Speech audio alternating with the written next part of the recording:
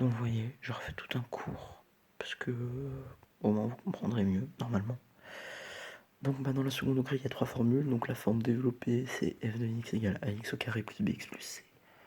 La forme canonique, donc fx égale a facteur de x moins alpha au carré plus bêta. Et la forme factorisée, c'est a facteur de x moins x1 facteur de x moins x2.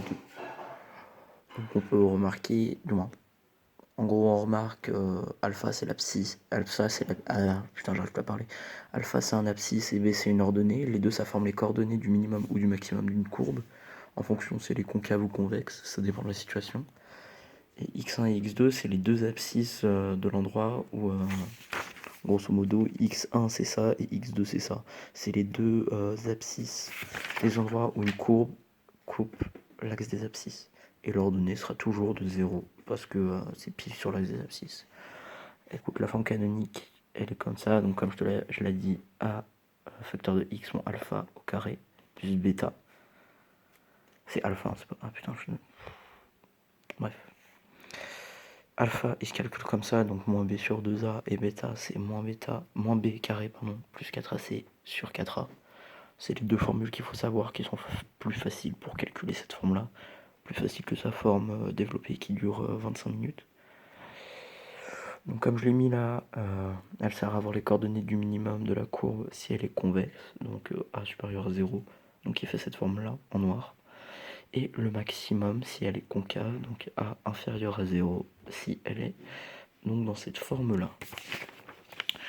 Donc ensuite on a la forme factorisée, donc qui est comme ça, a facteur de x moins x1 facteur de x moins x2. Donc pour calculer x1 et x2, on utilise le discriminant, donc c'est delta, c'est le triangle. La formule de delta, donc le discriminant c'est b carré moins 4ac. Pour trouver le b, le a, le c, donc on utilise la forme développée de base, donc on reprend le a, on reprend le b, on reprend le c. Si le discriminant il est inférieur à 0, il n'y a pas de solution et la courbe elle touchera jamais l'axe des abscisses.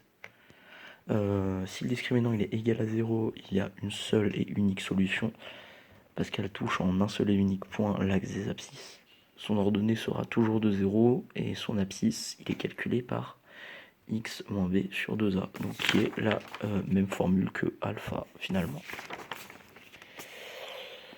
Et si le discriminant est supérieur à 0, il y a deux solutions, car la courbe couvre en deux points les axes des abscisses, donc comme j'ai dit x1 et x2, ici et là-bas. Donc x1 on le calcule comme ça, moins b plus la racine du discriminant, donc le discriminant qu'on calcule comme ça, je le rappelle, sur 2a. Et x2 c'est moins b moins racine du discriminant sur 2a. Et donc ça nous donnera les deux points. Donc ça nous donnera l'abscisse de ces deux points là. Et qu'on peut aussi reporter au tableau. Donc finalement concrètement c'est quoi le rapport avec les tableaux? Donc les tableaux de variation ça se présente comme ça. Si la courbe elle est concave, donc le alpha et le bêta ils se retrouvent dans le tableau de variation. Et si la courbe elle est convexe, oh putain j'ai oublié le alpha. Attendez, regarde. Hop là. Donc le alpha il est là. Donc si la courbe elle est convexe, le tableau de variation il sera comme ça en décroissant plus croissant. Et si la courbe elle est concave, ce sera en croissant et décroissant. On passe à la deuxième fiche.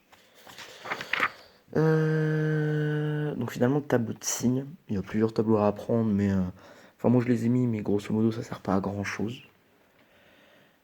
Donc le premier c'est si la courbe elle est concave et que donc on peut trouver x1 et x2 si le discriminant est supérieur à 0. Donc finalement ça nous donnera un tableau comme ça. Et si c'est convexe, ce sera l'inverse, donc plus, moins, plus, et l'autre c'était moins, plus, moins. Si la courbe elle est concave, et que par contre x est égal à 0, donc que la courbe touche en un seul et unique point l'axe des abscisses, on aura un tableau comme ça, donc qui sera finalement du même signe des deux côtés, mais juste avec un point qui est égal à 0. Et si la courbe elle est convexe, bah, ce sera positif des deux côtés. Mais il y aura aussi un 0, parce que le discriminant sera égal à 0. Par contre, donc si le discriminant il est inférieur à 0, la courbe elle est donc en dessous de l'axe des abscisses, donc ce sera forcément négatif. Et si la courbe elle est au-dessus de l'axe des abscisses, il sera forcément positif.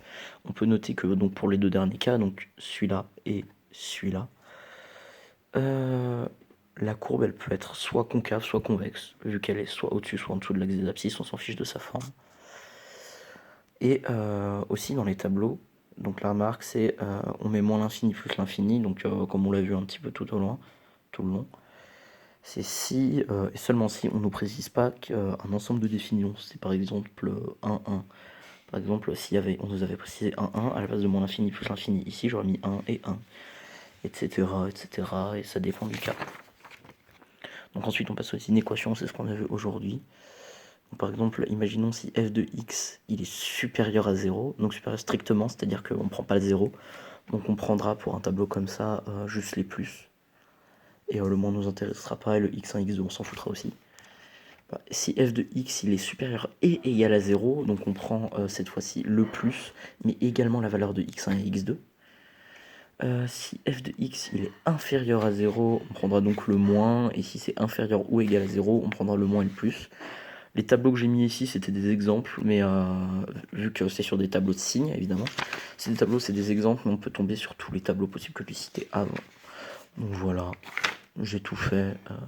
J'espère que vous avez compris. Si jamais, posez-moi des questions. Voilà.